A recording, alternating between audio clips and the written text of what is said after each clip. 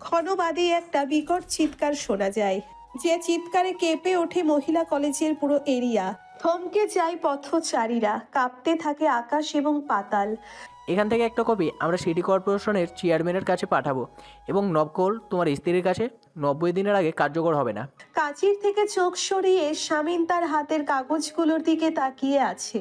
কিছুক্ষণ পরে বলে, আমি কি কাগজপত্রগুলো দেখতে পারি? জি অবশ্যই।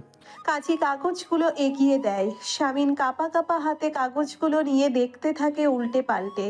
একটা গভীর নিঃশ্বাস ফেলে বলে, কোথায় সাইন করতে হবে? ফুয়াদ পাশের চেয়ারে বসে শামীমের দিকে এক দৃষ্টিতে তাকিয়ে আছে। কাজী একটা কলম এগিয়ে দিয়ে বলে, এই যে নিচের দিকে। শামীম কাঁচির থেকে কলমটা নিয়ে ফুয়াদের দিকে তাকায়, তারপর ম্ল্যান হেসে কাগজে সাইন করতে যায়। পরক্ষণেই কাঁচির দিকে তাকিয়ে বলে, আঙ্কেল, আরেকটা কলম দিন, এটাতে সম্ভবত কালি নেই। কাজী মাথা নাড়িয়ে ড্রয়ার খোলে। ফুয়াদ শামীমের দিকে তাকিয়ে বলে, তোর ফোন বাজছে? পরে কথা বলবো। আরে রিসিভ কর, ইম্পর্টেন্ট কিছু হবে। শামীম ক্লান্ত ভঙ্গিতে উঠে দাঁড়িয়ে পাঞ্জাবির পকেট থেকে ফোন বের করে। রনি ফোন দিচ্ছে। শামীম ফোনটা রিসিভ করতেই ওপাশ থেকে রনি কাঁপা কাঁপা গলায় বলে ওঠে, ভাই ভাবি। রনি, আমি তোদের বলেছি ওকে ওর মতো ছেড়ে দে, কেন বিরক্ত করছিস? রনি একটা গভীর নিঃশ্বাস ফেলে বিকট চিৎকার দিয়ে বলে, ভাই ভাবির গায়ে কেউ অ্যাসিড ছুঁড়েছে। ম্যাম, পেশেন্টের কষ্ট হচ্ছে, ওনার হাতের বাঁধন খুলে দিই। ডাক্তার রুবি হেড নার্স শিলার দিকে তাকিয়ে বলল, হোক, তুমি পা ধরে রাখো, ওয়াশ করাটা জরুরি। এফেক্টেড এরিয়াগুলোতে ইমিডিয়েটলি ক্লিন করতে হবে। ওর জামা কাটো, কাছে কোথায়? ধরে রাখো ওকে। দুজন অ্যাসিস্ট্যান্ট নার্স পা ধরে, তারা দুজনেই সদ্য জয়েন করেছে চাকুরিতে, বাচ্চা বয়সী। এটাই তাদের জীবনের প্রথম অভিজ্ঞতা। দৃশ্যটা তাদের ভেতরটা নাড়িয়ে দিচ্ছে। নিশ্চুপ চোখ দিয়ে পানি ছড়াচ্ছে তারা। এমার্জেন্সি ইউনিটের লোহার দরজা ভেদ করে গগনবিদারী চিৎকারে পুরো হসপিটালে থাকা প্রত্যেকটা স্তন্যপায়ীকে কাঁপিয়ে দিচ্ছে। শামীম ধীর পায়ে এক কদম এগিয়ে যায়। পেছন থেকে ফুয়াদ শক্ত করে চাপটে ধরে রাখে তাকে। সামিন, যাস না। শামীম নিজেকে ছাড়িয়ে নিয়ে এগিয়ে যায়। দলের ছেলেরা রনি চাপটে ধরে। ভাই দোহাই লাগে, যাবেন না। কিছুক্ষণ ওদের সাথে ধস্তাধস্তি করে শামীম নিস্তেজ হয়ে ফুয়াদের গায়ে এলিয়ে পড়তে চায়। শক্ত করে ফুয়াদ শামীমকে আঁকড়ে ধরে রেখেছে। কান্নার তীব্রতা ক্ষণে ক্ষণে বেড়ে যাচ্ছে। দীর্ঘ সময় পরে একেবারে নিস্তব্ধ হয়ে যায় পুরো এমার্জেন্সি ইউনিট। শামীম অনুভূতি শূন্য হয়ে পড়ে থাকে করিডোরের মেঝেতে। তার থেকে দূরেই লাশের মতো পড়ে আছে আতায়ুর আলম। এবারেও তারা দুজন দুজনের প্রতিদ্বন্দ্বী। কে কতটা ক্ষতবিক্ষত হতে পারে তার প্রতিযোগিতা চলছে যেন। ডাক্তার রুবি দ্রুত পায়ে দরজা খুলে বেরিয়ে আসে। ফুয়াদ এগিয়ে যায়। কিছু জিজ্ঞাসা করার পূর্বেই রুবি বলে ওঠে, হাই ডোজের ইঞ্জেকশন দেওয়া হয়েছে, জ্ঞান নেই, ট্রিটমেন্ট শুরু করব এখন। কথাটা শেষ করে রুবি রনির দিকে তাকিয়ে বিরক্ত ভঙ্গিতে বলে, তুমি কি অশিক্ষিত? জানো না এসিড এফেক্টেড এরিয়াতে পানি ঢালতে হয় না তৎক্ষণাৎ? নাকি বুঝতে পারোনি? অবুঝ নাকি? রনি উৎকণ্ঠা নিয়ে বলে, ম্যাম, পানি ঢেলেছি, মুখে পানি ঢালতে ঢালতে আনা হয়েছে। What nonsense! এসিড গায়ে লেগেছে আর তুমি মুখে পানি ঢেলেছ। গায়ে পর্যাপ্ত পানি ঢালা উচিত ছিল। রনি মিইয়ে যায়। দূরে বসে মিহির সুরে কেঁদে যাচ্ছে নৌসেন। শামীম ক্লান্ত ভঙ্গিতে উঠে দাঁড়ায়। রবির দিকে তাকিয়ে নিষ্প্রাণ গলায় বলে, ওকে বিদেশ পাঠানোর ব্যবস্থা করুন আন্টি, কথা বলুন, বোর্ড বসান এক্ষুনি, এই মুহূর্তে। রবি শামীমের দিকে তাকিয়ে ধীরে সুস্থে বলে, শান্ত হও, I can feel you. Treatment বিদেশে যেটা হবে এখানেও সেটা দেওয়া হবে। এটা একটা লম্বা সময়ের ব্যাপার। ট্রিটমেন্ট শেষে বুঝতে পারবো সার্জারি লাগবে কিনা। শান্ত হও তুমি। শরীরে বেশ কিছু স্থানে এফেক্ট হয়েছে, তার উপর বোকামি করে কেউ পর্যাপ্ত পানি ঢালেনি গায়ে। পিঠ, পেটের ডান পাশ, ডান হাতের কোনুই। শুনতে যাচ্ছি না আন্টি। তেজ কণ্ঠে বলে শামীম। রুবি হাতের গ্লাভস খুলে বলে, just pay for her Shamin, আমরা আমাদের সর্বোচ্চ চেষ্টা করব। রবি চলে যেতেই শামীম উঠে দাঁড়ায়। এদিক ওদিক অসহায়ের মতো তাকিয়ে দেওয়ালে হাত দিয়ে অনবরত খুশি মারতে থাকে। ফুয়াদ গিয়ে ধরে ফেলে তাকে। শামীম ঘন ঘন নিঃশ্বাস ফেলে বলতে থাকে, আমার জন্য যা যা হয়েছে সব আমার জন্য। ওর লাইফে আমি একটা অভিশাপ ফুয়াদ। এসব কি বলছিস? তোর জন্য কেন হবে? চেঁচিয়ে ওঠে ফুয়াদ। কি এসব আমার শত্রুরা করেছে, আমি নাই ফুয়াদ। কতটা কষ্ট হচ্ছে ওর। আচ্ছা, রাস্তায় ও কেমন করছিল? নিশ্চয়ই গলা কাটা মুরগির মতো ছটফট করছিল। কথাটা বলে শামিন শেষ করতে পারে না। রনি এগিয়ে এসে বলে, ভাই ছেলে দুটোকে ধরা হয়েছে, পুলিশের হেফাজতে আছে। একটা গভীর নিঃশ্বাস ফেলে আশেপাশে তাকায় সে। আতায়ুর আলম একইভাবে পড়ে আছে। শামিন এমার্জেন্সি ইউনিটের দরজার দিকে এক পলক তাকিয়ে শার্টের হাতা গুটিয়ে নিয়ে ঘুরে দাঁড়ায়। ফুয়াদ বলে, কোথায় যাচ্ছিস? কোনো জবাব না দিয়ে শামিন বেরিয়ে যায় হসপিটাল থেকে। ভেতর থেকে কান ফাটানো আর্তনাদে পুরো দালান ভারী হয়ে উঠেছে, কিন্তু কারো সেদিকে কোনো ভ্রুক্ষেপ নেই। যে যার মতো কাজ করে যাচ্ছে। কম্পিউটার অপারেটর এক মনে ডেস্কটপে কিছু একটা দেখে যাচ্ছে। থানার কনস্টেবল সুধীর দাস রিমান্ড রুমের দরজার বাইরে বন্দুক মেঝেতে ঠেকিয়ে দাঁড়িয়ে আছে। তার মুখ ভাবলেশহীন। শামিন স্টপ স্টপ, শামিন মরে যাবে ও। পেছন থেকে গায়ের সর্বোচ্চ শক্তি খাটিয়ে শামিনকে ফেরানোর চেষ্টা করছে সমীর। সাদিক লকআপের একপাশে মেঝেতে গুটিয়ে বসে আছে। ভয়ার্থ চোখে সে শামিনের তাণ্ডব দেখছে। রবিকে বোধহয় শেষ করে ছাড়বে। এরপর তার পালা। শামিন রবির মাথা পা দিয়ে পিষে দিতে চায়। রবি তীব্র আর্তনাদ করে ওঠে। শামিন চেঁচিয়ে বলতে থাকে, কি ক্ষতি করেছি আমি তোর? কোন জন্মের প্রতিশোধ নিলি তুই? দল মরার আগে বলে যা। সমীর শামিনকে চাপটে ধরে। শামিন ছেড়ে দে ভাই, শামিন এটা অন্যায়। আমার চাকরি চলে যাবে, বোঝার চেষ্টা কর। ওর রক্তভূমি হচ্ছে। সমীরকে ধাক্কা দিয়ে শামিন রবির দিকে তাকিয়ে বলে, জবাব দে, কি ক্ষতি করেছি আমি? ভাই ভাই, আল্লাহর কসম আমরা আপনার বউকে কিছু করতে চাইনি। আমাদের টার্গেট নৌসিন ছিল। হুট করে নৌসিন নিচু হয়ে যাওয়ায় আপনার বউয়ের গায়ে লেগে গিয়েছে। ভাই, আপনার বউকে কিছু করতে চাইনি। শামিন দাঁতে দাঁত চেপে গায়ের সমস্ত শক্তি দিয়ে রবির মাথাটা চেপে ধরে। সমীর কোনো দিশা খুঁজে না পেয়ে কনস্টেবলের ডেকে শামিনকে ছাড়িয়ে নেয়। শামিন হাঁপাচ্ছে। সমীর একটা চেয়ার টেনে শামিনকে বসিয়ে দেয়। গায়ের হালকা আকাশি রঙের শার্টের রক্তের ছোপ ছোপ দাগ। এক গ্লাস পানি খেয়ে নিস্তেজ হয়ে বসে থাকে। সমীর গিয়ে সাদিককে মারতে থাকে। নৌসিনকে কেন এসিড মারতে চেয়েছিল? কার কথায় জবাব দে। স্যার, সৈকত ভাই মৌসুমের ভুইয়ার ছেলে। কেঁদে ফেলে সাদিক। শামিন সাদিকের দিকে তাকিয়ে আছে হিংস্র দুটি চোখে। এমন সময় সাদিকের ফোন বেজে ওঠে। সমীর গম্ভীর কণ্ঠে বলে, কে ফোন দিয়েছে? সাদিক কাঁপা কাঁপা হাতে ফোনটা তুলে বলে, সৈকত ভুইয়া ফোন দিয়েছে স্যার। রিসিভ কর, আর যা যা শিখিয়ে দেব সেটা বলবি। স্পিকার অন কর। সাদিক মাথা নাড়ায়। ফোনটা রিসিভ হতেই ওপাশ থেকে সৈকত বলে, কি রিশালা, ফোন তো ছিলে না কেন? কাজ হয়েছে তোর পেছে। রাস্তায় রাস্তায় লাফিয়েছে তাই না? গড়াগড়ি খেয়েছে ও সুন্দর মুখ চেপে ধরে। সাদিক একটা ঢোক গিলে বলে, ভাই একটু ভুল হয়ে গিয়েছে। ভুল মানে কি ভুল? ভাই, এসিড নৌসিনের মুখে ছুঁড়তে গিয়ে ভুল করে শামিন ইয়াসারের বউয়ের গায়ে লেগেছে। হোয়াট? আলোর গায়ে? ভাই। কি হয়েছে? ওর মুখ পুড়ে গেছে? না ভাই, গায়ে লেগেছে, পিঠে। ওপাশ থেকে সৈকতের পৈশাচিক হাসির আওয়াজ শোনা যাচ্ছে। কিছুক্ষণ হেসে নিয়ে বলে, মাত্র কম এত কম শাস্তি? এটা কি মানা যায়? সিট না কে তোরে পড়তে চেয়েছিলাম আমি। Gang rape. ওর মতো মেয়ের সাথে এটাই করা উচিত। ওর তেজ এভাবেই ভাঙা উচিত। ওর জুতার ময়লা মাখিয়ে দিয়েছিল আমাকে। আমি ওর শরীরে কলঙ্ক মাখিয়ে দিতাম। আমি নিয়ে আসার হাত কামড়াতো।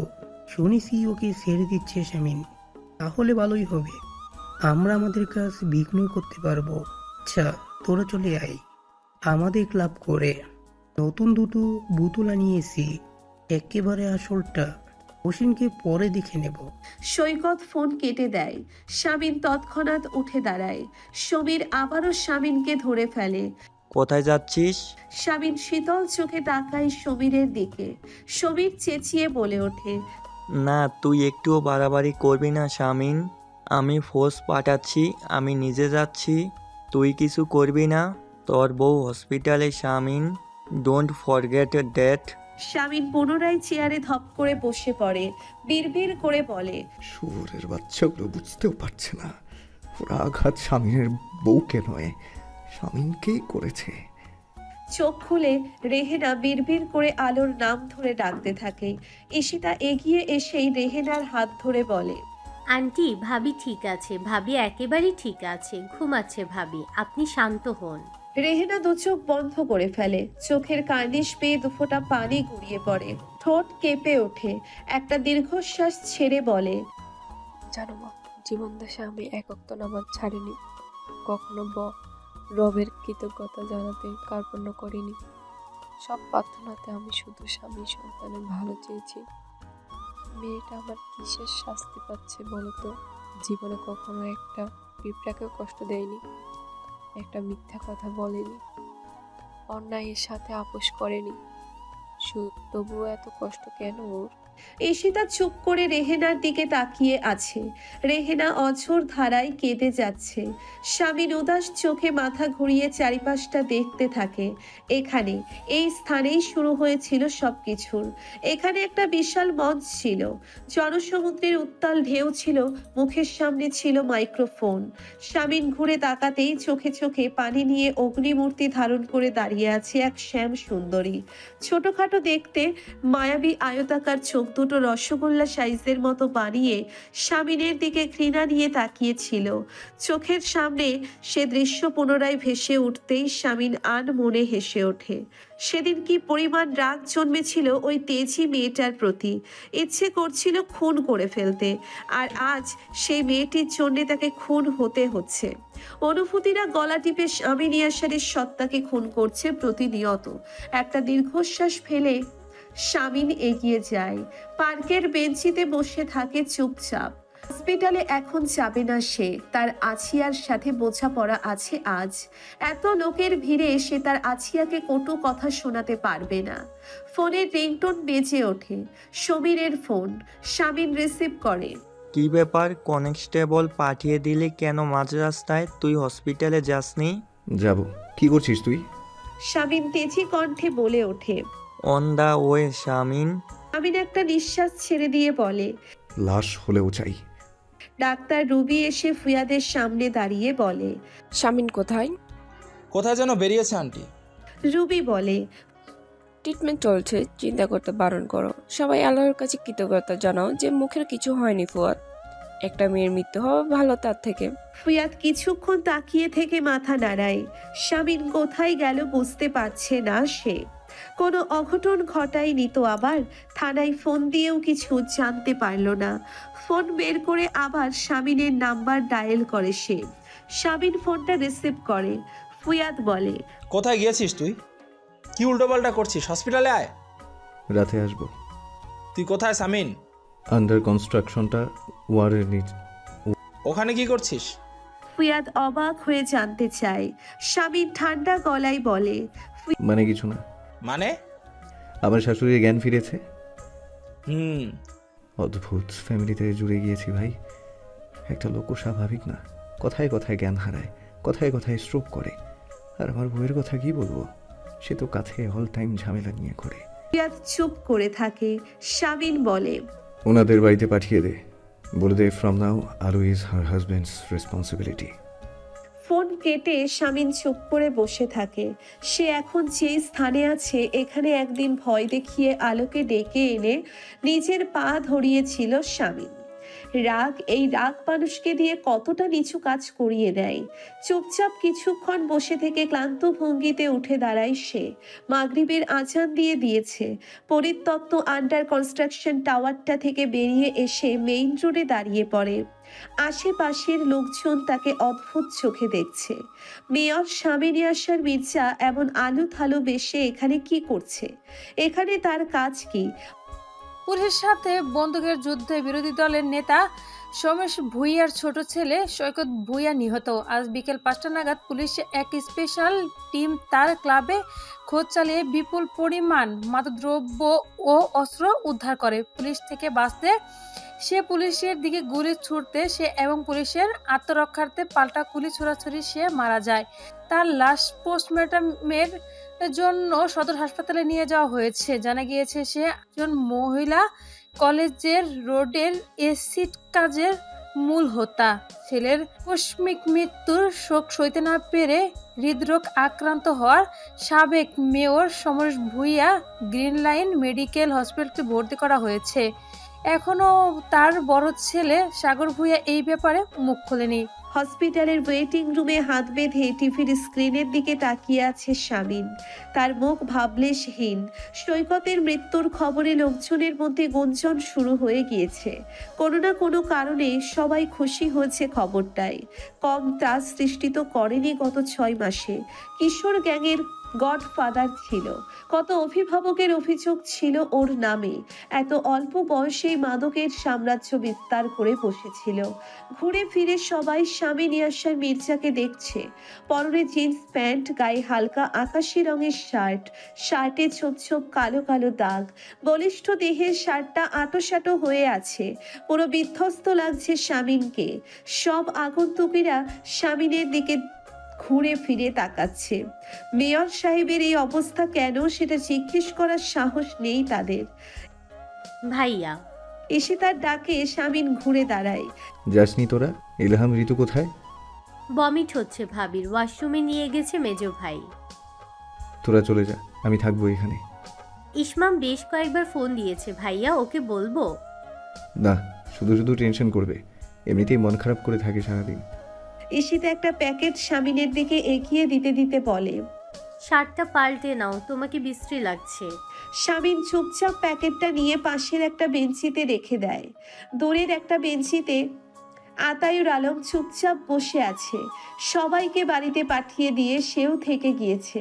হাত বেঁধে দৃষ্টি মেঝের দিকে দিয়ে রেখেছে। সবাই চলে যায়।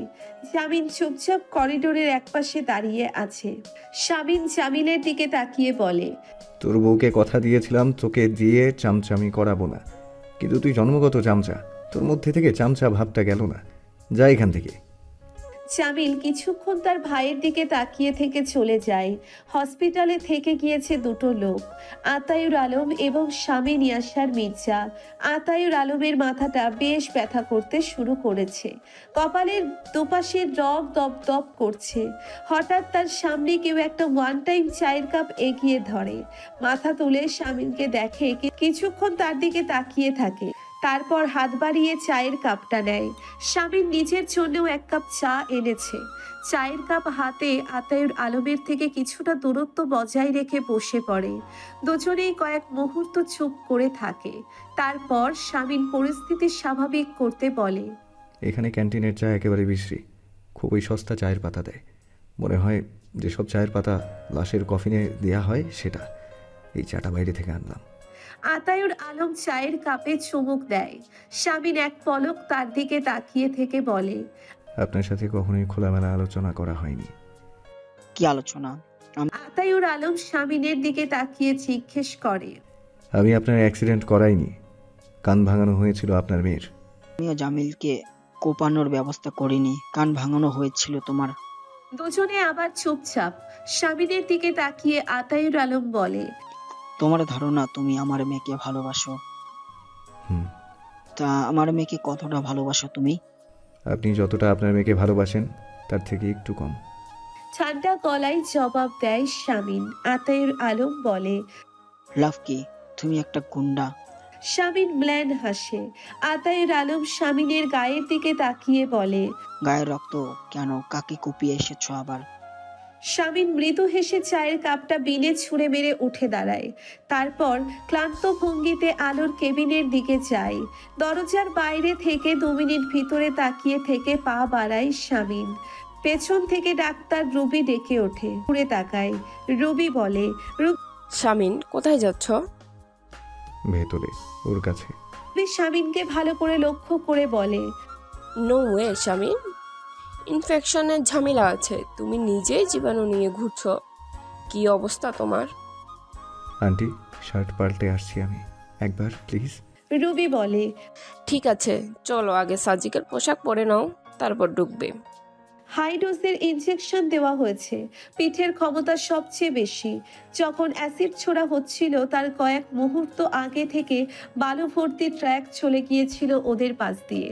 পেট্রোলের তীব্র গন্ধে আলো মুখে ওড়না চেপে ধরে ঘুরে গিয়েছিল। অ্যাসিড ছিটকে লেগে যায় তার পিঠে। আলোকে কাত করে রাখা হয়েছে, চুলগুলোতে দুটো বেনি করে দিয়েছে নার্স। পুরো শরীর একটা সাদা চাদর দিয়ে ঢেকে রাখা হয়েছে।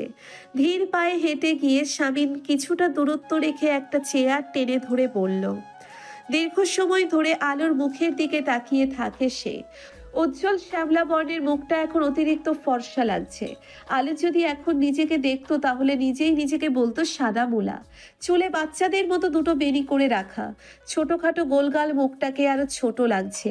এখন আলোকে দেখে 24 বছরের কোনো ভদ্র মহিলা নয়, বরং 17 বছরের কিশোরী মেয়েদের মতো লাগছে। ওই পাতলা দুটো ঠোঁট দেখে কে বলবে ওই ঠোঁট নেড়ে এই অভদ্র মহিলা কত কুৎসিত কুৎসিত গালি দেয় সবাইকে। চেহারার সাথে স্বভাব আচরণ কিচ্ছু যায় না মেয়েটার। চেহারা দেখে কতটা অবলা লাগে, আর আচরণ দেখে মনে হয় জেল ফেরত লেডি ড্রাগ মাফিয়া। শামিন আনমনে হেসে ফেলে, তারপর একটা গভীর নিঃশ্বাস ফেলে অস্ফুট স্বরে বলে ওঠে, কি বলেছিলে সেদিন? বলেছিলে ইয়াসার মির্জা। চলুন তাহলে একটা বাজি ধরা যাক। যদি ইলেকশনে আমরা জিতি তাহলে আমি যা বলবো তাই আপনি শুনবেন, আর যদি আপনি জেতেন তাহলে আপনি যা বলবেন আমি সেটা শুনবো। এটাই বলেছিলে তাই না? তারপর কি হলো? আমি জিতলাম। বাজিতে জিতে শর্ত মোতাবেক তোমার আমার কথা শোনার কথা ছিল তাই না?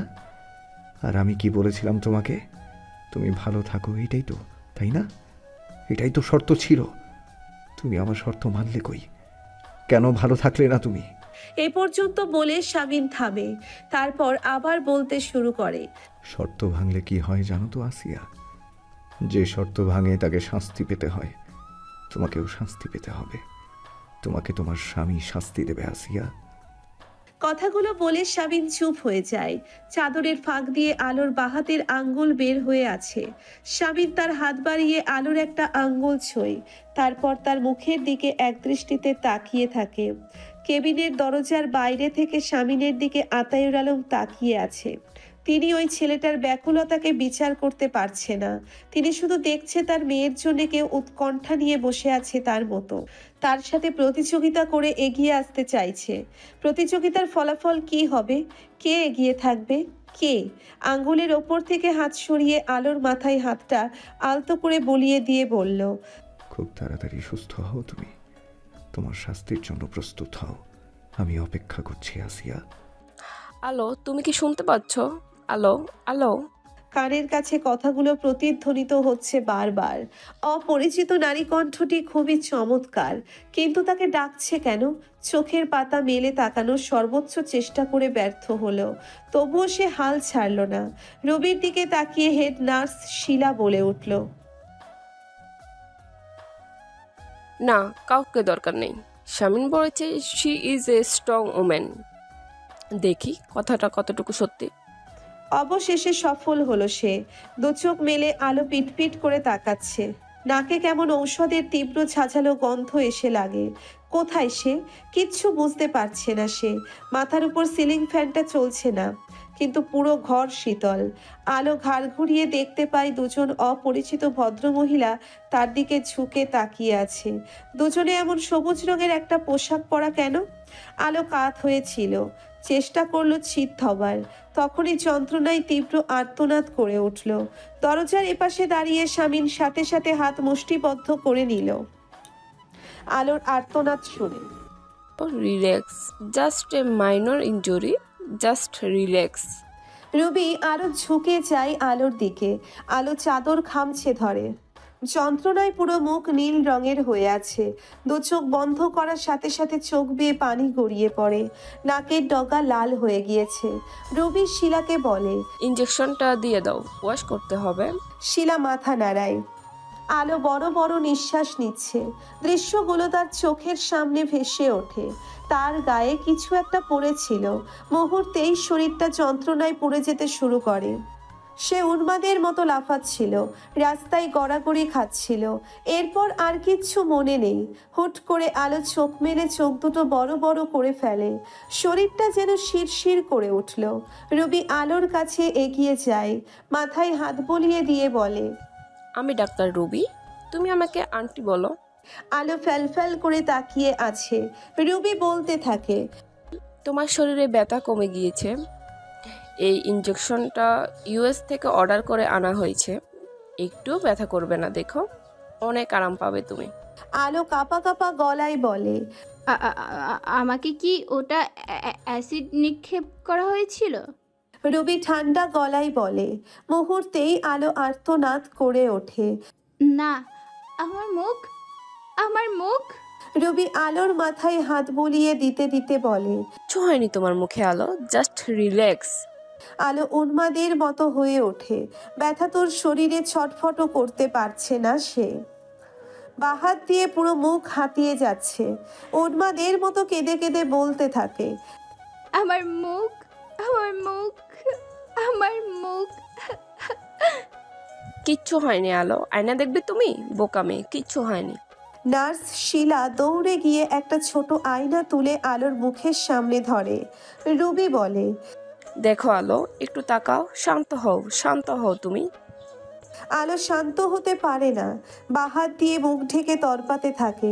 রবি জোর করে আলোর হাত সরিয়ে দিয়ে বলে, দেখো দেখো বলছি, দেখো তুমি। কিছুটা ধাতস্থ হয়ে পিট করে চোখ মেলে আলো আয়নায় নিজের মুখটা দেখে। রবি মাথায় হাত বোলাতে বোলাতে বলে, দেখলে তুমি, দেখলে? ফ্যাল করে আয়নার দিকে তাকিয়ে আলো বড় বড় নিঃশ্বাস নিচ্ছে। রবি আয়নাটা সরিয়ে বলে, তুমি কার মতন দেখতে জানো? পুরো অমৃতা রায়ের মতন দেখতে, ভারী মিষ্টি। কিন্তু তোমার কণ্ঠটা বড্ড ফ্যাসে আলো। এত বিকট চিৎকার দাও না, আমার কান ফেটে যাচ্ছে। আলো কিছুক্ষণ চুপ করে থেকে ফুপিয়ে কেঁদে ওঠে। তার পুরো শরীর কাঁপছে। রবি আলোর গায়ের চাদরটা সরিয়ে দিয়ে বলে, পেটের, ডান হাতের কনুই, পিঠ একটুখানি লেগেছে তোমার, এগুলো পুরোপুরি সেরে যাবে। আলো কাঁদছে, নিশ্চুপ কাঁদছে।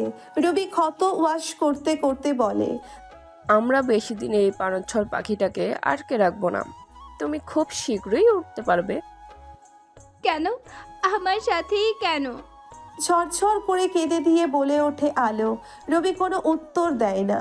আলো বলে ওঠে, আমি খারাপ মেয়ে, আমি খারাপ মেয়ে বলে। একই কথা বিড়বিড় করতে থাকে আলো। রবি একটা দীর্ঘশ্বাস ছেড়ে শিলাকে বলে, ঘুমের ইনজেকশনটা দিয়ে দাও। শামিন চুপ করে দরজার বাইরে দাঁড়িয়েছিল। দূরে রেহেনা মিহি সুরে কাঁদছে। তাকে ঘিরে দাঁড়িয়ে আছে হিয়া, নৌসিন, শ্রাবণী। আজান আয়াত মাথা নিচু করে দাঁড়িয়ে আছে তাদের পাশে। দরজা খোলার শব্দ হতেই শামিন সেদিকে তাকায়। রবি বেরিয়ে আসে। শামিনকে দেখে বলে, যাবে তুমি, দেখবে? শামিন মাথা নাড়ায়, তারপর বলে, আমার শাশুড়ি যাবে। উনি তো নিজেই ভেঙে পড়েছে, উনি কি করবে গিয়ে? শামিন চুপ করে থাকে। তার ভয় আলো যদি এই অবস্থায় তাকে দেখে উত্তেজিত হয়ে পড়ে, যদি রেগে যায়, তাহলে তো আলোর ক্ষতি। রবি মৃদু স্বরে বলে, ঘুমিয়ে পড়বে এক্ষুনি, দেখে আসতে পারো, তারপর ট্রিটমেন্ট চলবে, তখন যেতে দেব না কাউকে। শামিন কিছুক্ষণ উসখুস করে ভিতরে ঢোকে। আলোকে ওদিকে ফিরিয়ে শুইয়ে রাখা হয়েছে। পা টিপে টিপে শামিন আলোর কাছে যায়। ঘুম ঘুম চোখে আলো বিড়বিড় করে বলতে থাকে, আমি খারাপ মেয়ে, আমার সাথে এটাই হওয়া উচিত। আমি খারাপ মেয়ে, আমি খারাপ মেয়ে। শামিন থমকে যায়। আর এগোনোর সাহস নেই তার। কিছু সময় পরে শামিন পাথরের মতো দাঁড়িয়ে থাকে কিছুক্ষণ, তারপর বলে ওঠে, তুমি খারাপ মেয়ে নও, তুমি আমার দেখা সব থেকে শুদ্ধতম মেয়ে আলো, সব থেকে বিশুদ্ধতম মেয়ে। শেভ করছিস না কেন? ফুয়াদ এক পলক শামিনের দিকে তাকিয়ে নিচু গলায় বলে। শামিন ড্রাইভ করতে করতে বলে, সময় হয়ে ওঠে না, আজ করব। দাড়ি রাখলে রেখে দিতে পারিস, তোকে অনেক হ্যান্ডসাম লাগবে। পলিটিশিয়ানদের সাথে দাড়ি মানা। শামিন চুপ করে থাকে। হসপিটাল রোডের মোড় ঘুরে শামিন গেটের ভেতর ঢুকে পার্কিং লটে গাড়িটা পার্ক করে রাখে। তারপর গাড়ি থেকে নেমে হসপিটালের ভিতরে ঢোকে। আজ 15 দিন হয়ে গিয়েছে, ট্রিটমেন্ট শেষ হয়েছে। আলোকে আজ রিলিজ করে দেওয়া হবে। ক্ষত প্রায় শুকিয়ে গিয়েছে। আলোর কেবিনের বাইরের করিডোরে সবাই দাঁড়িয়ে আছে। শামিন দ্রুত পায়ে হেঁটে গিয়ে দাঁড়িয়ে পড়ে। আজান মাথা তুলে তাকিয়ে বলে, আম্মু গিয়েছে ভেতরে, আপু কথা বলছে। মাথা ঘুরিয়ে শামিন আলোর কেবিনের দরজার দিকে কিছুক্ষণ তাকিয়ে থাকে। তারপর হেঁটে ডাক্তার রুবির কেবিনে যায়। মেয়েদের এত গলাবাজি করা ঠিক না আম্মু। বেশি গলাবাজি করার পরিণতি দেখলে। আলো নিস্তেজ কণ্ঠে বলে।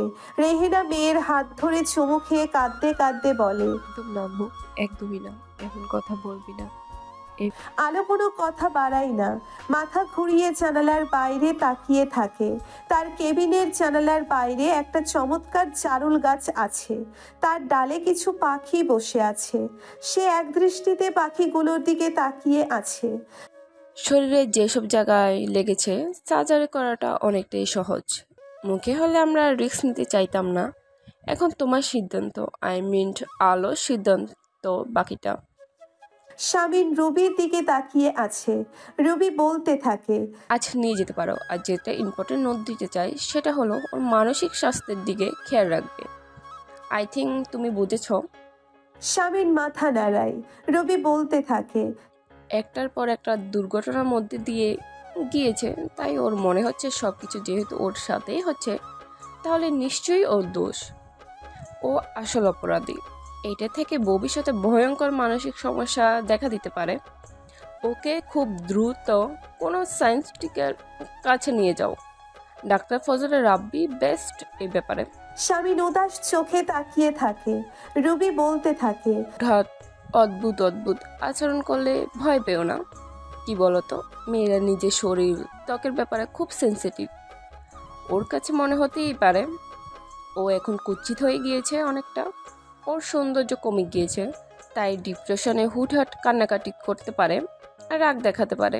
রুবি শামিনের দিকে এক গ্লাস পানি এগিয়ে দিয়ে বলে, খেয়ে নাও। শামিন পানিটা খায়। রুবি বলতে থাকে, কি অবস্থা করেছ নিজের। ম্লান হেসে হাতের গ্লাসটা টেবিলের ওপর রেখেই শামিন উঠে দাঁড়ায়। তারপর সোজা হেঁটে আলোর কেবিনের দরজার সামনে গিয়ে দাঁড়িয়ে পড়ে। কিছুক্ষণ কেবিনের বাইরে জড়তা নিয়ে দাঁড়িয়ে থেকে দরজা ঠেলে পর্দা সরিয়ে ভেতরে ঢোকে। কারো অস্তিত্ব টের পেয়ে আলো মাথা ঘুরিয়ে তাকাতেই দেখে শামিন তার দিকে ধীর পায়ে এগিয়ে যাচ্ছে। আলো বেডে আধশোয়া হয়েছিল। কয়েক পলক শামিনের দিকে তাকিয়ে থেকে মাথা ঘুরিয়ে আবারও জানালার বাইরে চোখ রাখে। কিছুক্ষণ দাঁড়িয়ে থেকে একটা চেয়ার টেনে শামিন বসে পড়ে। তারপর আলোর দৃষ্টি আকর্ষণের চেষ্টা করতেই গলা খাকারি দেয়। আলো তাকায় না, ওদিকে মুখ ঘুরিয়ে রেখে নিস্তেজ কণ্ঠে বলে, সবসময় অন্যের ভুলের মাসুল কেন আমাকে গুনতে হয় বলতে পারেন। শামিন আলোর দিকে কয়েক মুহূর্ত তাকিয়ে থেকে বলে, চা খাবে? হসপিটালের বাইরে একটা ছোট চায়ের দোকান আছে, ওদের চা চমৎকার। আমি ফ্যান হয়ে গিয়েছি, এখানে এসে রোজ খাই। আলো মৃদু স্বরে বলে ওঠে, কেন আসেন? শামিন একটা হাই তুলে বলে ওঠে, চা খেতে। আলো কিছুক্ষণ চুপ করে থাকে, তারপর বলে, ডিভোর্সের নোটিশ পাঠানোর কথা হয়েছিল সেদিন, পাঠিয়েছিলেন? শামিন মাথা নাড়ায়। আলো কাঁপা কাঁপা গলায় বলে, কেন? কেউ আটকে দিয়েছিল। কে? কলমের কালি শেষ হয়ে গিয়েছিল। আর কোনো কলম নেই পৃথিবীতে? আছে, কিন্তু কোনো কলমের ক্ষমতা নেই। আলো একটা দীর্ঘশ্বাস ছেড়ে বলে, আপনার প্রতি আমার রাগ নেই, যত রাগ সব নিজের প্রতি। আপনি চলে যান। শামিন নাটকীয় ভঙ্গিতে বলে, আর আমার হিসেব? আলো ঘুরে তাকায়, অবাক হয়ে বলে, কিসের হিসেব? মুহূর্তেই শামিন চোখ মুখ কুঁচকে বলে ওঠে, শর্ত মানুনি, শাস্তি পেতে হবে তোমাকে। শর্ত? শাস্তি? কি বলছেন আপনি? বাজিতে কি শর্ত ছিল? আলো আমতা আমতা করে বলে, আমরা জিতলে আপনি আমার কথা শুনবেন, আর আপনি জিতলে আমি আপনার কথা শুনবো। কে জিতেছে? আপনি। হ্যাঁ, আমি জিতেছি। আর শর্ত অনুযায়ী তোমাকে ভালো থাকতে বলা হয়েছিল। ভালো থেকেছো তুমি? আলো চুপ করে থাকে।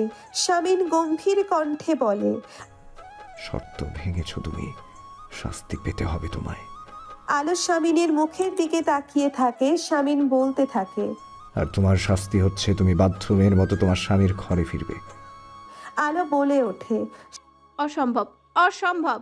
বাজি শর্ত এসব ভুলে যান, আমি কোথাও যাব না। শামিন একদৃষ্টিতে তাকিয়ে থাকে আলোর দিকে।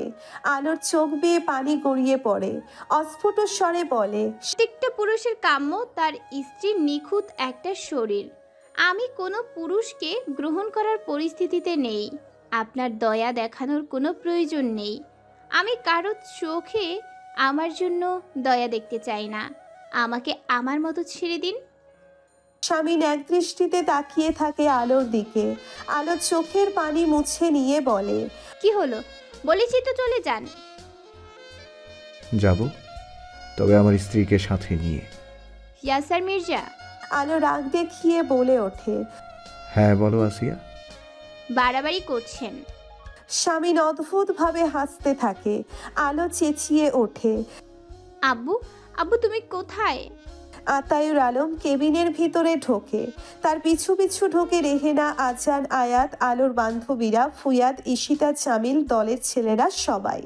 আলোর গায়ে হসপিটালের পোশাক, চুলে দুটো বেনি করা। আতায়ুর আলমকে দেখে আলো বলে ওঠে, উনি কি বলছে? মানে কি বলছো? আতায়ুর আলম গা ছাড়া ভঙ্গিতে বলে। আলো চেঁচিয়ে বলে, আমাকে নিয়ে যেতে চাইছে। হ্যাঁ তো। নিচু স্বরে বলে আতায়ুর আলম। আলো অবাক হয়ে বলে, এত মানে? আতায়ুর আলম অবাক আলোকে হতভম্ব করে দিয়ে বলে, তোমার স্বামী তোমাকে নিয়ে যাবে, আমাকে বলছো কেন আম্মু? আমি কি তোমাদের মধ্যে কথা বলার? আলো ঘুরে ঘুরে কেবিনের মধ্যে থাকা প্রত্যেকের মুখের দিকে তাকিয়ে বলে ওঠে, ও সবাই একজোট হয়েছো? সবাই চুপ করে থাকে। আলো বলে, আমি যাব না, আমি কোথাও যাব না। চাই না দয়া কারো। Just leave me alone. আমি ক্লান্ত। স্বামীর মুখে কারান্ত শব্দ করে গম্ভীর কণ্ঠে বলে ওঠে, আমি এখন আমার বউকে আমার সাথে আমার বাড়িতে, তার স্বামীর বাড়িতে নিয়ে যাচ্ছি। এখানে যদি কারো আপত্তি থাকে তাহলে সে 3 সেকেন্ডের মধ্যে আমার সামনে আসুক। 3 সেকেন্ড অতিবাহিত হয়। স্বামীর আলোর দিকে তাকিয়ে স্নিগ্ধ একটা হাসি দেয়। তারপর বলে, দেখলে, কারো কোনো আপত্তি নেই। তারপর শার্টের হাতা ফোল্ড করতে থাকে সে। আলো বলে ওঠে, সাথে চাইছেন আপনি? শামিন ফুয়াদের দিকে গাড়ির চাবি দিয়ে বলে, স্টার্ট করো গিয়ে। ফুয়াদ হেসে বলে, জো হুকুম মেরে আকা। আলো বলতে থাকে, কি করতে চাইছেন আপনি? ইতিহাসের পুনরাবৃত্তি। গম্ভীর কণ্ঠে বলে ওঠে শামিন। মানে তোমার মতো তেরা মেয়ের সাথে যেটা করা উচিত, যেটা না করলেই নয়। শামিন আলোর দিকে এগিয়ে যায়। আলো কিছু বুঝে ওঠার আগেই সবার সামনে তাকে পাঁচা কোলা করে তুলে নেয় শামিন। আলো বাধা দিতে চেয়েও পারছে না, সেই শক্তি তার গায়ে অবশিষ্ট নেই। শামিন এগিয়ে যায়, পিছনে না ফিরে রাহাত আর জামিলকে উদ্দেশ্য করে বলে, হসপিটালের সবাইকে পেট ভরিয়ে মিষ্টি খাইয়ে বাসায় আসবি। সবাইকে বলে দিবি আজ ইয়ামিন ইয়াসার মির্জার বিয়ে, পাত্রী তার স্ত্রী। ঈশিতা, রেহেনা আর আতায়ুর আলমের থেকে বিদায় নিয়ে ভাইয়ের পিছু পিছু যায়। আগন্তুকেরা সবাই অবাক চোখে শামিনকে দেখছে। মেয়র তার স্ত্রীকে কোলে দিয়ে হাঁটাহাঁটি করছে কেন? ভিড় জমে গিয়েছে করিডোরে। আলো নিশ্চুপ চোখের পানি ফেলে শামিনের বুকে কিল ঘুষি মারতে থাকে। দোতলা থেকে সিঁড়ি বেয়ে নেমে শামিন হসপিটাল থেকে বের হয়। ফুয়াদ গাড়ির সামনে দাঁড়িয়ে আছে। শামিন এসে দাঁড়িয়ে ফুয়াদকে বলে, নেতা হিসেবে আমাকে সব সময়ই তুই 0 দিস, স্বামী হিসেবে কত দিতে চাস? 10-এ 8। কেন? আর 2 মার্কস কাটা কেন? মাত্র একতলা সিঁড়ি বেয়ে নেমেছিস আর এতেই হাবিয়ে গিয়েছিস। শামিন ম্ল্যান হেসে বলে, হাঁপাবো না? 1050 কেজি বই নিয়ে এসেছি। 1050 কেজি মানে? ফুয়াদ অবাক হয়ে জানতে চায়। শামিন হেসে বলে, 50 কেজি ওর শরীরের আর 1000 কেজি ওর আত্মসম্মানের ওজন। তুই বকবক না করে গাড়ির দরজা খোল, নয়তো এটাকে এখানেই ফেলে দিব। ওহো, ভুল বলেছি। ওজন মনে হচ্ছে 70 কেজির কাছাকাছি। হাই ডোজের ওষুধ খেয়ে খেয়ে 20 কেজি বাড়িয়েছে। হাত ব্যথা হয়ে গেল। ফুয়াদ হেসে গাড়ির দরজা খুলে দেয়। আলোর চোখ বেয়ে পানি পড়ছে। বিড়বিড় করে বলতে থাকে, দয়া চাই না, চাই না। শামিন আলোকে বসিয়ে দিয়ে আলোর পাশে বসে পড়ে। ফুয়াদ ড্রাইভিং সিটে, ঈশিতা তার পাশে। গাড়ি চলতে শুরু করে। আলোর ছটফটানি কমছে না। তেজ নিয়ে বলতে থাকে, কি ভেবেছেন আলো দয়া নেওয়ার পাত্রী? লাগবে না। আমাকে আমার বাবা মায়ের কাছে দিয়ে আসুন, আসুন বলছি। শামিনকে ধাক্কাতে থাকে আলো। শামিনের বলিষ্ঠ শরীরে তার কোনো প্রভাব পড়ে না। আলোর দিকে তাকিয়ে বলে, চুপ করে বসে থাকো, ব্যথা লাগবে তোমার। আলো থামলো। শামিনের হাত খামছে ধরে বলে, গাড়ি থামাতে বলুন, বলুন। শামিন আলোর কথা না শুনে ডান হাত দিয়ে আলোর দুহাত আঁকড়ে ধরে রেখেছে। আলো নিজের হাত ছাড়ানোর প্রাণপণ চেষ্টা করে, কিন্তু সে অপারগ। হুট করেই আলো এক কাণ্ড করে বসে। শামিনের হাত থেকে নিজের হাত ছাড়াতে না পেরে শামিনের হাতে কামড় বসিয়ে দেয়। ঘটনার আকস্মিকতায় হতভম্ব হয়ে শামিন আর্তনাদ করে ওঠে। ফুয়াদ গাড়ির ব্রেক কষে দেয়। মাথা ঘুরিয়ে শামিন চোখ বড় বড় করে আলোকে দেখতে থাকে। আলো তার চোখের দিকে তাকিয়ে আছে কটমট দৃষ্টি দিয়ে। ফুয়াদ বলে ওঠে, ভাই আমি গাড়ি ঘুরাচ্ছি, এটাকে মেন্টাল হসপিটালে নিয়ে আসবো। তোর এর সাথে সংসার করার দরকার নেই, খুব রিস্কি হয়ে যাবে ভাই, তোর প্রাণনাশের ভয়। শামিন হতভম্ব হয়ে আলোর দিকে তাকিয়েই থাকে বেশ কিছুক্ষণ। তারপর ফুয়াদকে ঠান্ডা গলায় বলে, পাগলের চিকিৎসা আমি দিতে জানি, তুই গাড়ি স্টার্ট কর। তারপর ঈশিতার দিকে তাকিয়ে বলে, ফোন করে ওদের জানিয়ে দে। ঈশিতা মাথা নাড়িয়ে ফোনে ঋতুর নাম্বার ডায়াল করে। ফোন রিসিভ হতেই বলে ওঠে, মেজু ভাবি, মির্জা বাড়ির বড় বউ ফিরছে, বধূ বরণে তৈয়ারি করো। নিস্তেজ শরীরটা নিয়ে সিটে হেলান দিয়ে চোখের পানি ফেলতে থাকে আলো। ঈশিতা মাথা ঘুরিয়ে পিছনে তাকিয়ে বলে, ভাবি স্টপ, অনেক হয়েছে, অনেক করেছো তুমি, অনেক। আমি খুব খারাপ আপু, আমাকে একা ছেড়ে দাও। কারো দয়া চাই না আমার, কারো দয়া না। তুমি আমার দেখা সব থেকে সুন্দর বিয়ের কোণে, আকাশি রঙের হসপিটালের ড্রেস, চুলে দুটো বিনি, তোমাকে পুরো অপসরার মতো লাগছে বড় ভাবি। আলোকে জড়িয়ে ধরে ঋতু বলে। আলো চুপচাপ দাঁড়িয়ে আছে, তার চোখের পানি শুকিয়ে গালে লেপটে আছে। ঈশিতা ভিতরে ছুটে গিয়ে একটা বড় ফুলের তোড়া নিয়ে এসে আলোর সামনে দাঁড়ায়। তারপর খুশি খুশি গলায় বলে, ওয়েলকাম ব্যাক ভাবি, আমার বড় ভাবি, আমাদের বড় ভাবি। আলো ঈশিতার দিকে তাকিয়ে আছে। ঈশিতা আলোকে আগলে নিয়ে বলে, তোমার বাড়িতে পদধূলি দাও এবার, আমাদের বাঘিনী তুমি, একটু কথা শোনো আমাদের। শামিন আলোর পাশে দাঁড়িয়ে মৃদু স্বরে বলে, কোলে করে নিতে হবে। আলো শামিনের দিকে তাকিয়ে বাড়ির সবার দিকে তাকায়। পরি এসে আলোর হাত ধরে বলে, এসো আমাদের সাথে ভাবি, এসো বলছি। টানতে টানতে আলোকে শামিনের ঘরে নিয়ে যায় ওরা। ঋতু দাঁড়িয়ে পড়ে, শামিনের দিকে তাকায়। শামিন ফিসফিসিয়ে ঋতুকে বলে, আগে মাথার স্ক্রু ঢিলা ছিল, এখন পুরোপুরি খুলে গিয়েছে, একটু সামলে রাখো, আমি রেঞ্জ নিয়ে আসছি। কথাটা বলে শামিন ফুয়াদকে নিয়ে বেরিয়ে পড়ে। সবকিছুর ব্যবস্থা করতে হবে তাকে। আলো বিছানার উপর গটিয়ে বসে আছে। ঈশিতা পরি দুজনে তার সামনে হাত বেঁধে দাঁড়িয়ে আছে। বিছানার উপরে একটা শাড়ি। কিছুক্ষণ আলোর দিকে বিরক্ত ভঙ্গিতে তাকিয়ে থেকে ঈশিতা মুখে কারান্ত শব্দ করে বলে, বড্ড বেশি সাফার করাচ্ছ ভাবি তুমি আমাদের। এরপর যখন রায়বাগিনী ননদিনী হয়ে শোধ তুলবো, তখন কিছু বলতে পারবে না বলে দিলাম। আলো নিশ্চুপ। ঈশিতা বলে, ভাইয়া কোথাও বেরিয়েছে, চুপচাপ শাড়িটা পরে নাও, নয়তো এসে আমাদের কথা শোনাবে। আলোর কাছ থেকে কোনো সাড়া না পেয়ে ঈশিতা বলে, দাঁড়াও, ভাইয়াকে ডেকে আনছি। পরি আর ঈশিতা চলে যায়। আলো ঘরে চুপচাপ বসে থাকে। তার দৃষ্টি ঘুরে ফিরে ঘরের চারপাশটা দেখতে থাকে। সবকিছু ঠিক আগের মতোই আছে, সে যেমনটা রেখে গিয়েছিল। ড্রেসিং টেবিলের সামনে তার জন্য রাখা প্রসাধনী, ঘরের এক কোণে তার ব্যবহার করা 3টে শাড়ি আলনায় ঠিক সেরকম রাখা আছে যেরকম সে রেখে গিয়েছিল। শামিনের টেবিলের ওপর আলোর রেখে যাওয়া কিছু বই, যা সে এবারে লাইব্রেরি ঘর থেকে এনেছিল। সেগুলো ঠিক সেভাবেই রাখা আছে যেভাবে সে রেখে গিয়েছিল। তবে কি লোকটা জানতো আলো এ বাড়িতে ফিরবে? কেন রেখে দিয়েছে এখনো এসব? কিসের জন্য? শাড়িটা পরে আসো।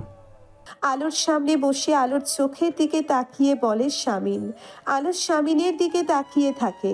শামিন নরম গলায় বলে, পরে এসো। তোমার প্রতি কঠিন হতে ইচ্ছে করে না আসিয়া, একদম করে না। কঠিন হয়ে কি করবেন? মারবেন আমাকে? আলো দৃঢ়ভাবে বলে। শামিন ম্ল্যান হাসে। তারপর অন্যদিকে মুখ ঘুরিয়ে নিয়ে নিচু স্বরে বলে, না, নিজের হাতে শাড়িটা পরিয়ে দিব। আলো চমকে ওঠে।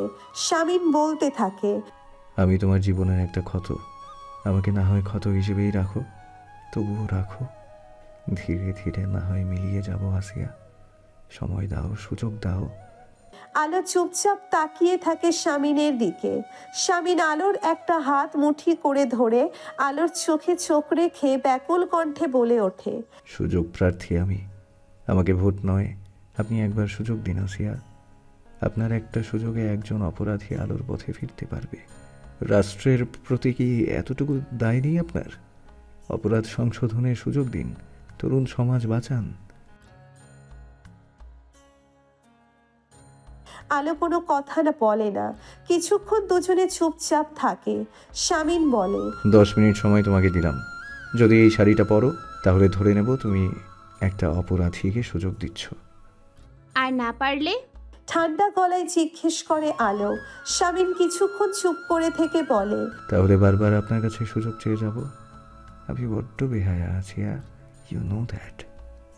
কথাটা বলে শামিন চুপচাপ চলে যায়।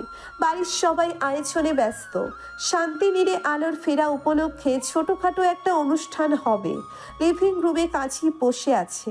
তার পাশেই আতায়ুর আলম। শামিন এসে খুবই বিনয়ী হয়ে আতায়ুর আলমের পাশে বসে।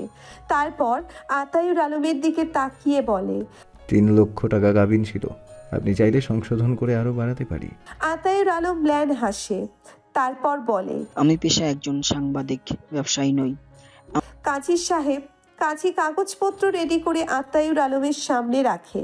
বিয়ের কাগজের সাক্ষী সংশোধন করে মেয়ের বাবাকে দিয়ে সই করিয়ে নেওয়া হয়েছে। আতায়ুর আলম সাইন করে চুপচাপ বসে থাকে।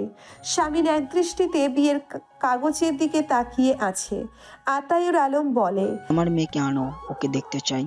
শামিন হাতের ঘড়ির দিকে তাকায়। 10 মিনিটের জায়গায় 15 মিনিট হয়ে গিয়েছে। সে উঠে দাঁড়ায়। তারপর দোতলায় চলে যায়। ঝর্ণা ছেড়ে দিয়ে তার নিচে দাঁড়িয়ে আছে আলো। শামিনের দেওয়া শাড়িটা ওয়াশরুমের সাথে লাগোয়া একটা আয়নার সামনে রাখা। শাড়িটার রং কমলা। পানির ঝর্ণা বন্ধ করে কিছুক্ষণ দাঁড়িয়ে থাকে চুপচাপ। তারপর হাত বাড়িয়ে শাড়িটা নিয়ে গায়ে জড়িয়ে দিতে থাকে। কচিগুলো কোমরে গুছে নিয়ে আঁচল বুকে তুলতে যাবে, তখনই আয়নায় চোখ যায় তার। পেটের ডান পাশটা দেখে স্তব্ধ হয়ে দাঁড়িয়ে থাকে। শরীরটা ধীরে ধীরে অসাড় হয়ে যাচ্ছে। ভেজা ঠোঁট দুটো কাঁপছে। চোখের কার্নিশে পানি জমেছে।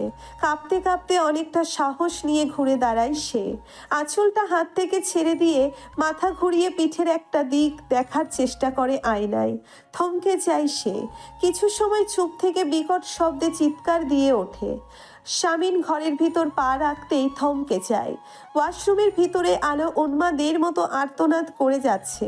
দ্রুত পায়ে দরজা ধাক্কাতে থাকে। আলো কেঁদেই যাচ্ছে। শামিন কিছুক্ষণ দরজায় ধাক্কা দিয়ে ক্লান্ত হয়ে পড়ে। তারপর থেমে যায়। নরম গলায় ডাকতে থাকে, প্লিজ বেরিয়ে এসো। কোথায় কষ্ট হচ্ছে তোমার? আমি জানতে চাই। আমার জানার অধিকার আছে আলো, আমার হাতে সেই অধিকারের সনদ। আলো কাঁদতেই থাকে। শামিন ব্যাকুল হয়ে বলে ওঠে, কতটুকু পুড়ে গিয়েছে বলে কষ্ট পাচ্ছ আসিয়া? তুমি তো পুড়ে গিয়েছো, এখন আমাকে পোড়াচ্ছ। আর পুড়িও না আমাকে। দরজাটা খুলো, বেরিয়ে এসো। আমায় দয়া করো এবার। বেশ কিছুক্ষণ শামিন ওয়াশরুমের দরজার কাছে দাঁড়িয়ে থাকে চুপচাপ। আলো তখনও কেঁদে যাচ্ছে। কোনো সান্ত্বনা খুঁজে পাচ্ছে না সে।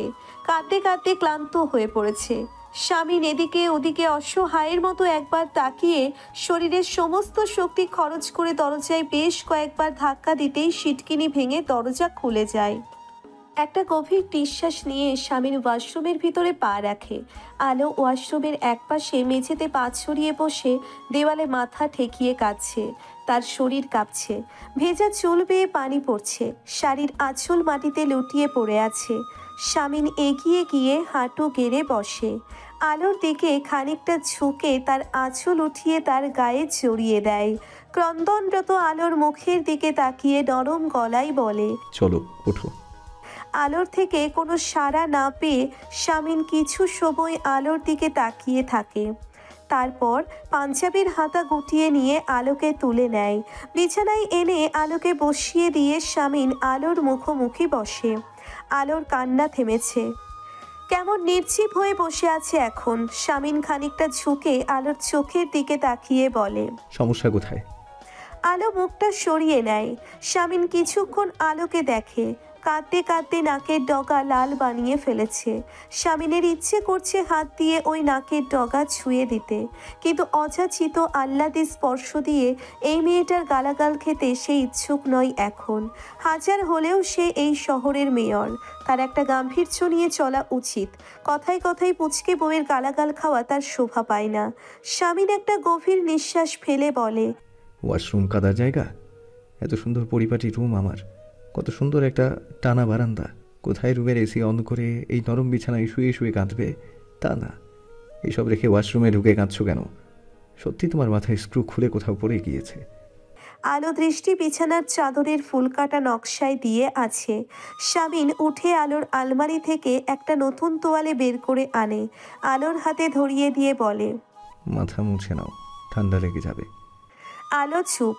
স্বামীন একটা দীর্ঘশ্বাস ছেড়ে মৃদু স্বরে বলে, তুমি আমাকে দিয়ে বড্ড খাটাও, এটা ঠিক না আলো। কথাটা বলে স্বামীন নিজের হাতে আলোর চুল মুছিয়ে দিতে থাকে। আলো পাথরের মতো বসে আছে।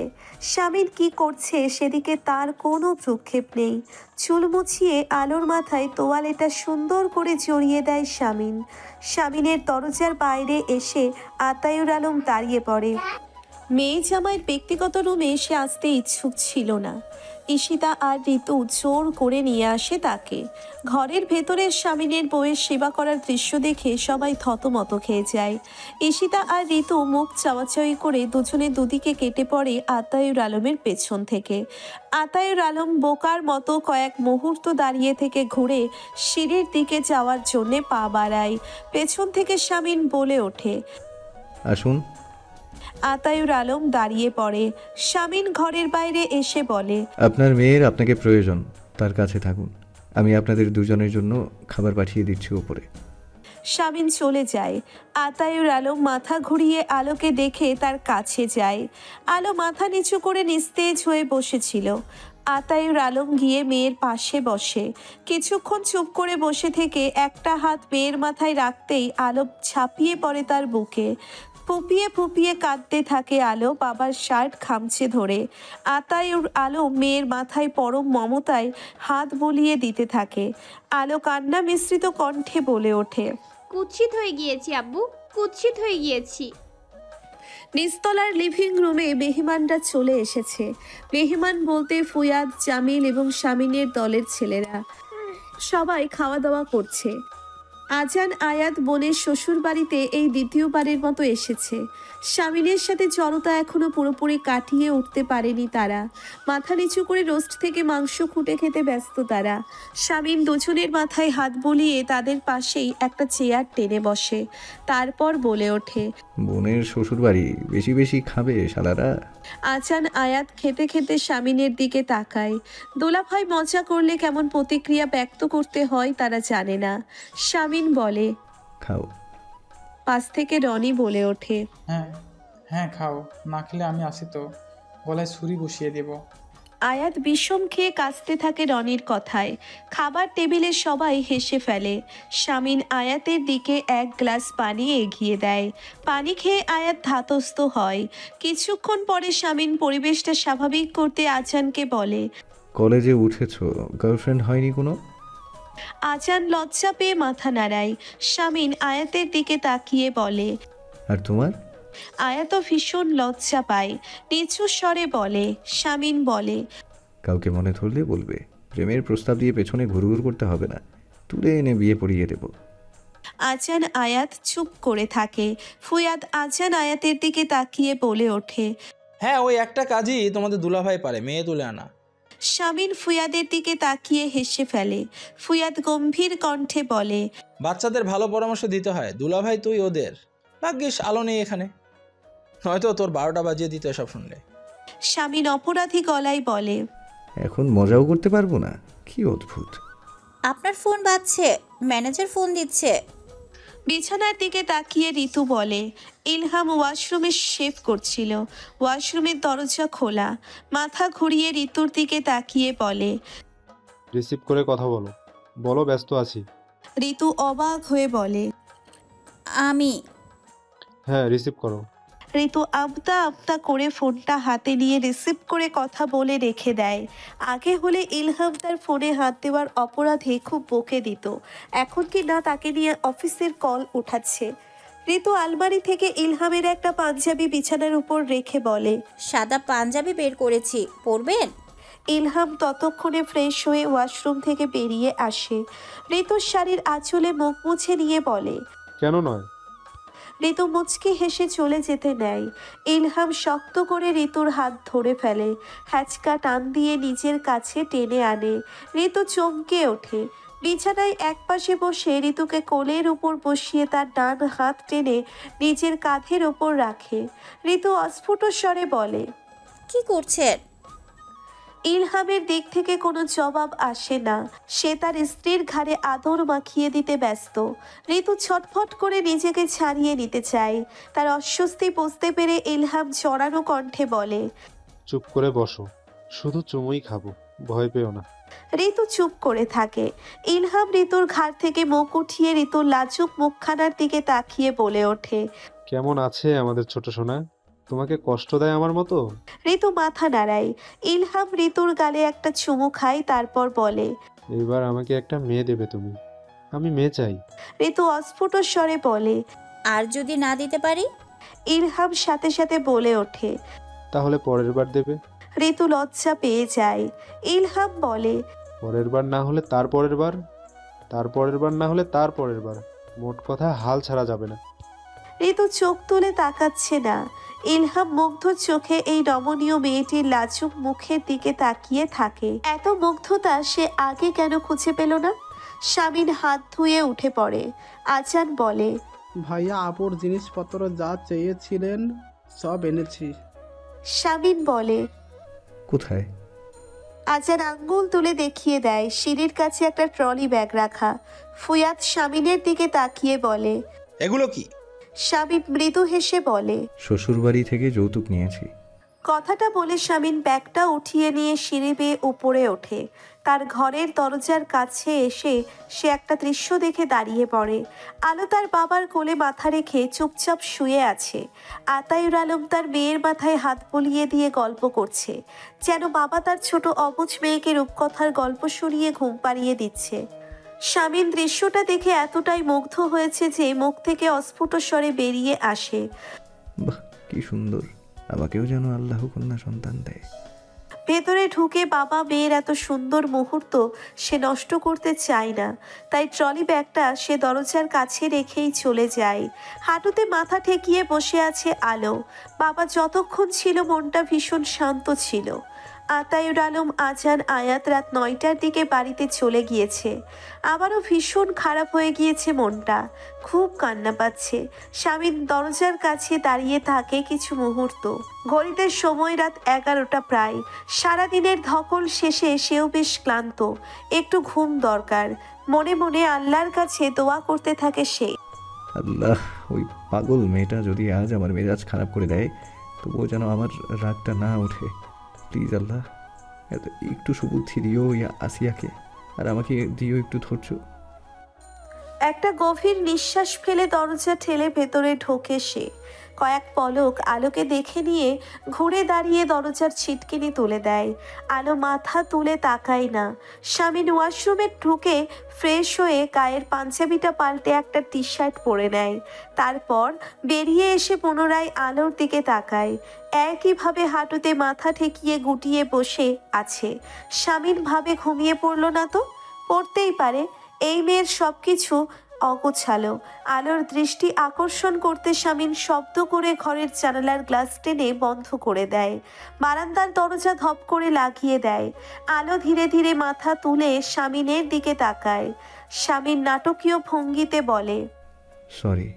আলো কিছু বলে না, মাথা ঘুরিয়ে বিছানায় চোখ রাখে। ঈশিতা আর পরি রাত 9টার দিকে এসে বিছানার উপর কিছু ফুল আর ফুলের পাপড়ি ছড়িয়ে দিয়ে গিয়েছে। বিরক্তিতে আলো কপাল কুঁচকে রেখেছে। ঈশিতা আপু কিভাবে এত অবুঝের মতো কাণ্ড করতে পারে? শামীন আলোর দৃষ্টি অনুসরণ করে বিছানার দিকে তাকায়। কয়েক মুহূর্ত তাকিয়ে থেকে মৃদু স্বরে বলে, পরিষ্কার করে দিচ্ছি। বাড়ির কাউকে না ডেকে শামীন ফুলগুলো সরিয়ে নেয় বিছানা থেকে। তারপর ঝুড়িতে ফেলে দিতে দিতে বিড়বিড় করে বলে,